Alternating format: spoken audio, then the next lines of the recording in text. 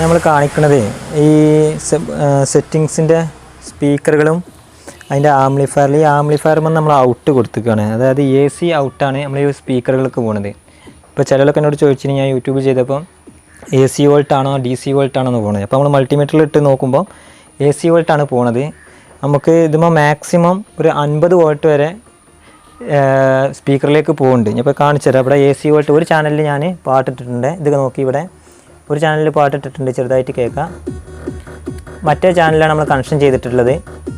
മറ്റേ ചാനൽ ഇവിടെ നോക്കിയാൽ കാണാം. ഇവിടെ ഇങ്ങനെ ഫുള്ള് സൗണ്ട് കൂട്ടി ഈ ആംപ്ലിഫയറുമത്തെ ലൈറ്റ് ശ്രദ്ധിക്കുക. കാണും ഈ ലൈറ്റ് ഫുള്ളായിട്ട് വർക്ക് ചെയ്യിക്കുമ്പോഴത്തിന് ഇവിടെ കയറുന്നത് 17, 20, 21 മാക്സിമം ഞാൻ കൂട്ടി വെക്കുമ്പോൾ ഫുള്ള് കൂട്ടി വെക്കുമ്പോൾ 50 വരെ പോകുന്നുണ്ട്. അപ്പോൾ ഒരു 50 വോൾട്ട് AC-യിലാണ് നമ്മളെ സ്പീക്കറുകളും കാര്യങ്ങളൊക്കെ വർക്ക് ചെയ്യണത്. ഓക്കെ, ഇത് കാണിക്കണുണ്ടോ? ഞാൻ ഇപ്പോൾ ഈ കാണുന്ന ഒരു സ്പീക്കറിൻ്റെ ഒരു സ്ക്വയർ 8 ohms ആണ്. 2 കൂടി കൂട്ടി കഴിഞ്ഞാൽ 4 ohms ആവും. ഇപ്പോൾ ഈ ഓംസ് കാണാൻ ഇപ്പോൾ ഒരു സ്പീക്കറിൻ്റെ വയർ മാത്രം ഞാൻ കണക്ട് ചെയ്തിട്ടാണ് ഇവിടെ കാണിക്കുമ്പോൾ 8 ohms എന്നുള്ളത് 7.7 എന്ന് കാണിക്കുന്നുണ്ട്. നമ്മളെ മീറ്ററിൻ്റെ ചെറിയൊരു വിഷയമാണ്. അപ്പോൾ 8 ohms ആണ്. അത് ക്ലിയറാണ്. ഏതെങ്കിലും സ്പീക്കർ പോയിട്ടുണ്ടെങ്കിൽ ആ ഓംസ് മാറും. അപ്പോൾ നമുക്ക് ബാറ്ററി കൊടുക്കാതെ തന്നെ നമുക്ക് മനസ്സിലാക്കാൻ കഴിയും. മൾട്ടിമീറ്റർ ഉണ്ടെങ്കിൽ ചെക്ക് ചെയ്ത് നോക്കാം. അപ്പോൾ ഇതൊക്കെ 8 ohms ആണ്.